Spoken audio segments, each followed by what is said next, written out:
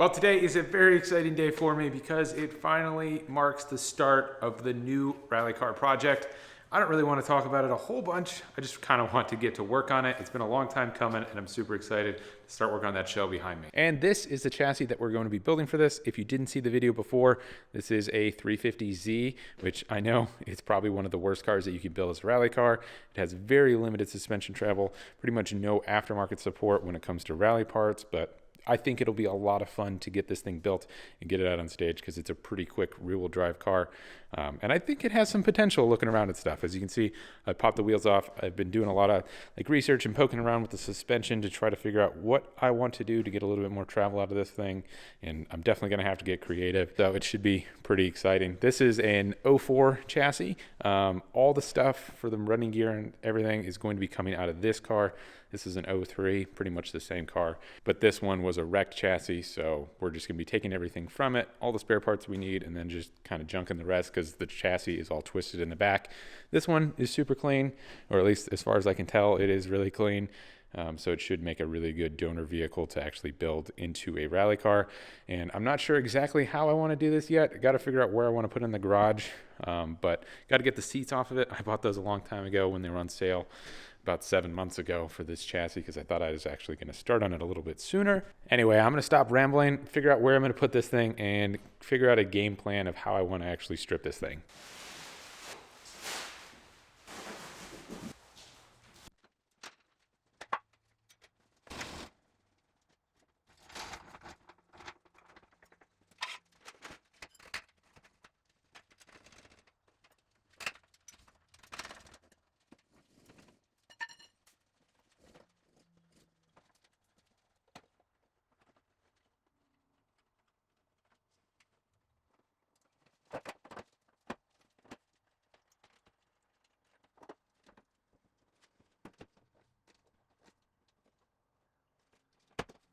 Doors off, went to remove the hatch. I guess the hatch is weird on this thing. The only way you can get at it is by removing everything inside the car. So you gotta remove your whole headliner to get at it, which obviously has to come out of the car anyway, but I guess we're doing that first so that we can get the hatch off and then get the whole game plan out. So I'm gonna start pulling all the interior out inside of here because it is all jam-packed in there. And then once we do that, we can get the headliner out, get access to the hatch bolt, and slowly start stripping this thing completely.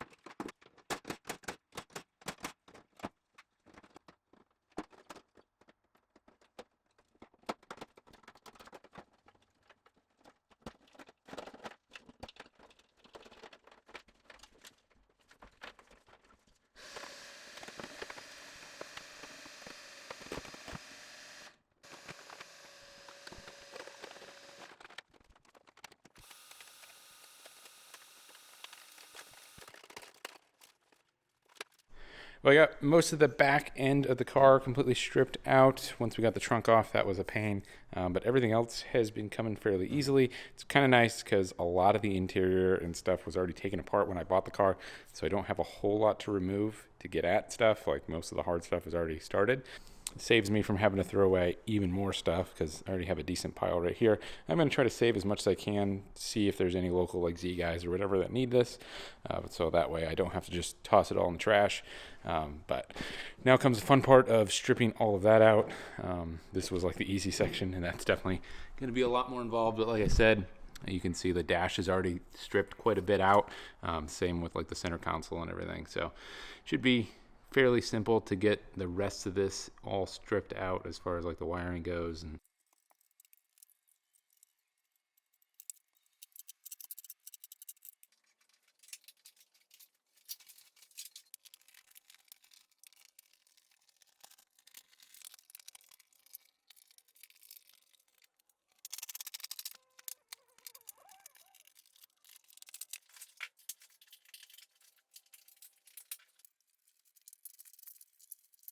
All right, so we got pretty much everything stripped from like here back. All the wiring's out. It's really nice how it's connected into this car. There's a lot of connections that are really easy to get at. Like honestly, after coming from Subarus, working on them for so long, this actually is really nice.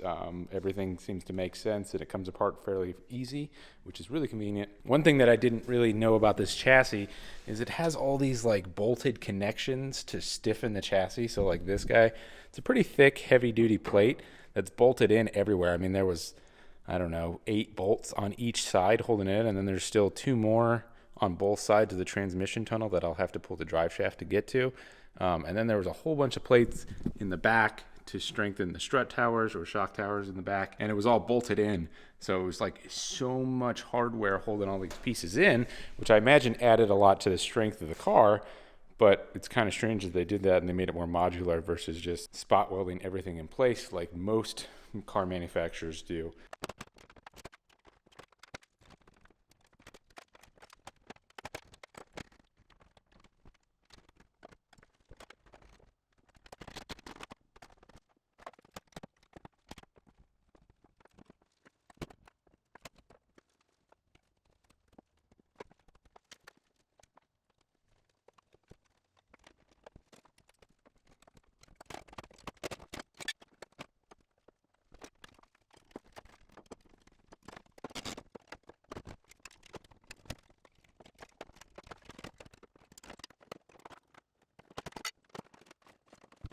Well, the pile of parts outside of the car has definitely increased quite a bit, and we're pretty much done with the interior, at least for the bulk majority of the items that can be coming out right now. Obviously, got to get that wiring harness out, but can't really get at it now because I got to get these fuse boxes out of here. So we're going to start doing all the engine-based stuff, so stripping the whole firewall, getting all this random stuff here and there that we can remove. The subframe, everything like that is going to stay. I don't want to strip all that stuff because I do kind of want to figure out what I'm going to do for the suspension design before I actually pull that from the car, because that would just add a lot more work if I had to throw it back on to try to figure out what I'm going to be doing for suspension later on. But yeah, we'll get all this done and then hopefully we can finish up the interior after that.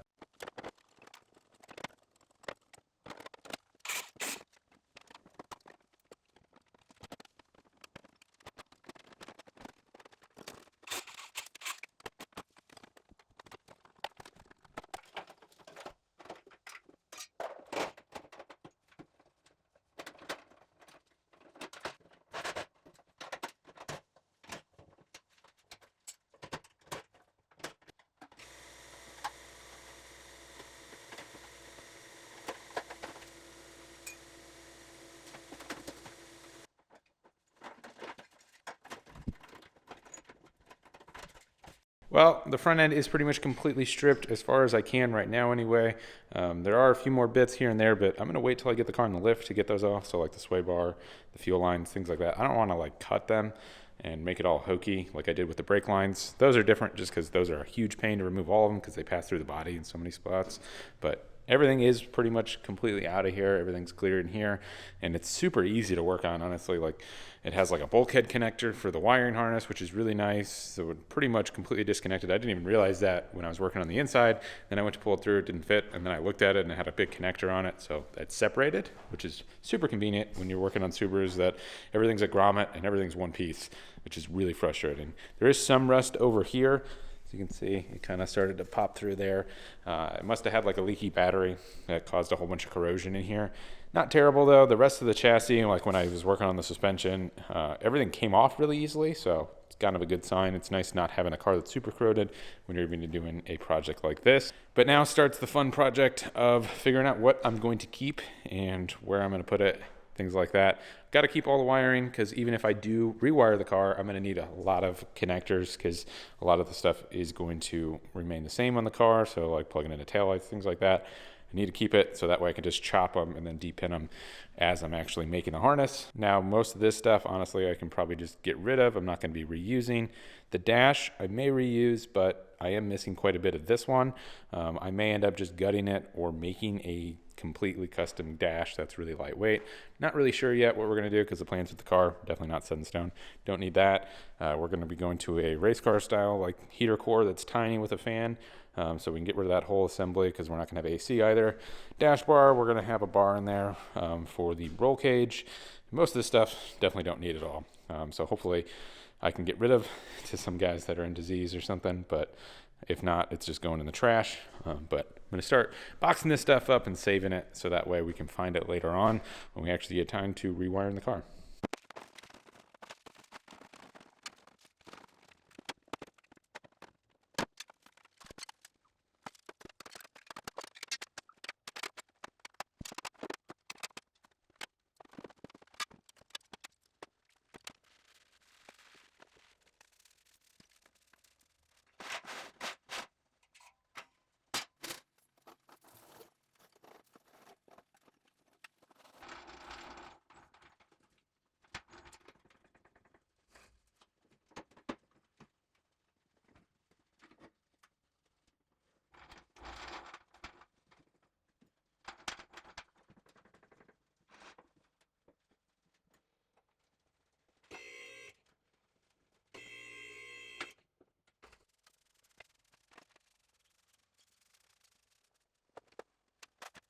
Now that we got on the lift, I'm gonna raise it up. We're gonna pull the exhaust off, maybe get the fuel lines out. I'm going to leave the front subframe and the rear subframe in the car.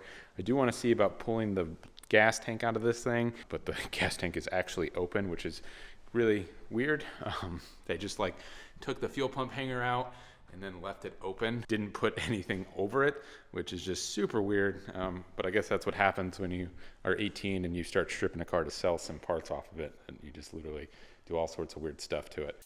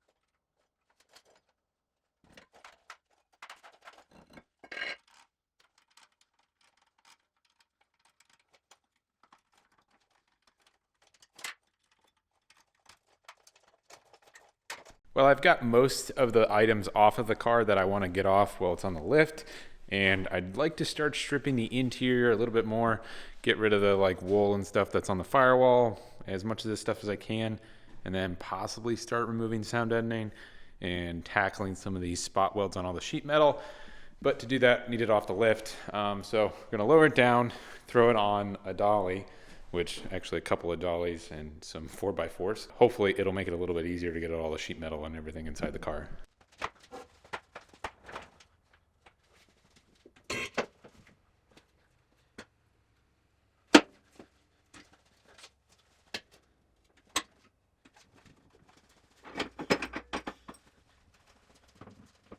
And kind of surprisingly, that worked really, really well. It's pretty stable. I jumped on the thing all over. It'll definitely work to move it around the shop, which is super convenient, and it's at a better height. to actually get some stuff done. I don't think I'm going to strip any of the sheet metal on this one. I just ordered some spot weld cutters because I can't seem to find mine, and we'll just take care of that in another one. But I am going to finish stripping out this because there's a lot of stuff that I can remove still. Got some brackets on the firewall that I can take off, and then a whole bunch of random stuff.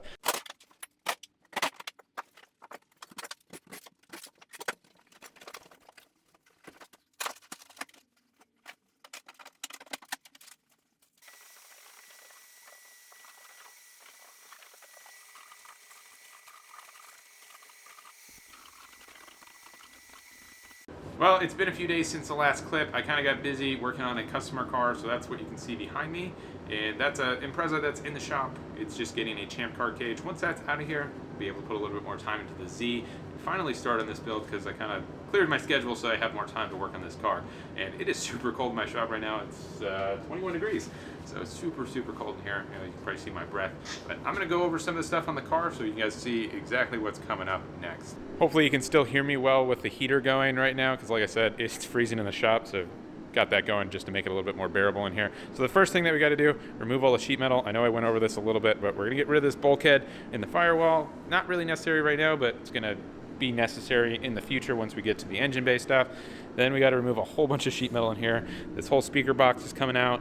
Seat mounts need to come out because we're going to build our own. And then this rear strut tower brace is coming out as well. All of this needs to come out so that way we can start planning on where everything's going to go for the cage.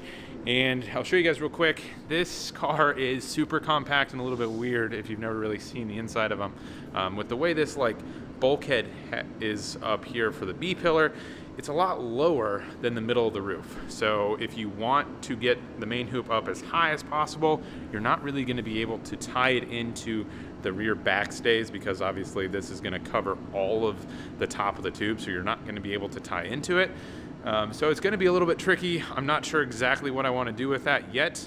I was thinking about possibly notching these so that way I could run it up as high as possible and as far back as possible and still be able to tie in the backstays perfectly into the top of the main hoop. But that would obviously require putting a decent sized cut into these bulkheads in order to get those backstays all the way up to the tube. I'm not sure yet though. We're going to figure that out.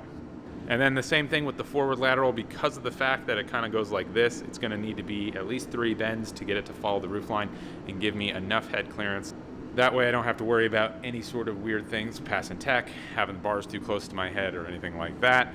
Once we get the main hoop in though, then I can kind of figure out where I can actually put the seat, because that's going to really depend on where the main hoop lands and figure out everything from there, because then we can figure out the steering system, so how much I need to extend the steering wheel, where the pedal box is going to go, all sorts of fun stuff like that. But really it's all going to depend on where the cage is actually going to fit inside of the car. Once all that's done though, we can really start getting into some of the more fun fabrication projects on this car. I am planning on trying to build my own pedal box. I designed this whole thing in Fusion 360, and it's probably the most intricate model that I actually made.